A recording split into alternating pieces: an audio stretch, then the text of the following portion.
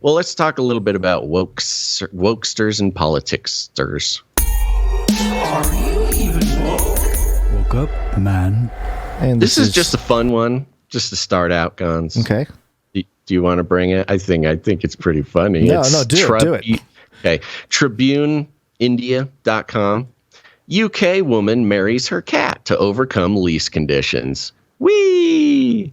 In a bizarre incident, a 49-year-old woman in London married her cat, India, to get around the condition of not renting out accommodation to pet owners imposed by the landlord. According to the New York Post, Deborah Hodge found the obligation absurd and finally decided to marry her feline, as she had previously witnessed bitter experiences of abandoning her pets due to such rules. Recalling the previous experiences and terrified of losing Kitty, the single mother of two tied the knot in a civil ceremony on April 19th. The woman mentions that her cat India is the most important thing in her life after her children. Quote, by marrying India, I need any future landlords to know that we come as a package and we cannot be separated under any circumstances, as she is as important to me as the children, she explained, as per Express. The Post reported that earlier this month, Miss Hodge and her pet feline wore tuxedo-style outfits for their wedding ceremony in a park in southeast London. Miss Hodge also added, quote, I refuse to be parted with her. I'd rather live on the streets than be without her. And Miss Hodge, I will tell you something. I get it. I totally understand. I'm not going to marry my cat, but, more power to you, Deborah. This is a fun little thing. Of course, this wasn't a legal ceremony in sort of the traditional way, but it was a civil ceremony.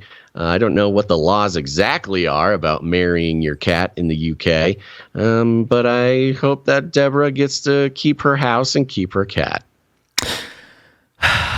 Yeah,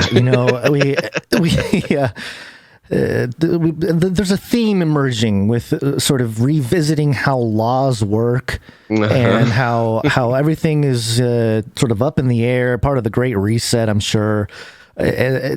We talked about back in 2018, and then was revisited recently about the guy who married the hologram.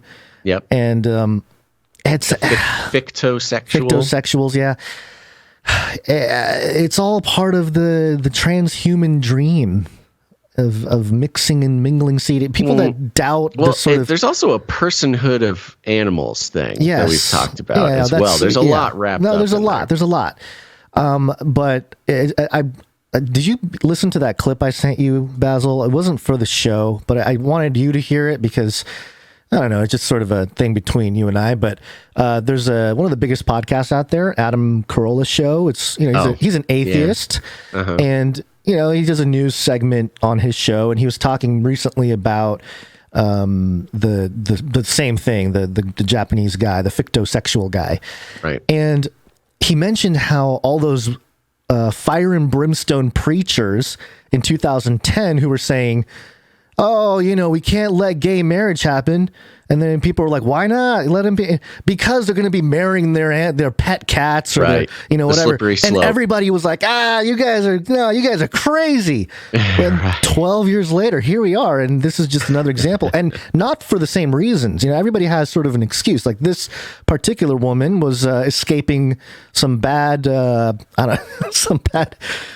was finding a loophole in the law to not get kicked out of her. Yeah. Which also has like some woke, housing stuff, yes, which is an entirely different the system topic. Of the housing anti-landlordism, right. Yeah, so there's various levels, but I just thought a comment coming from an atheist who's giving credit to the fire and brimstone preachers.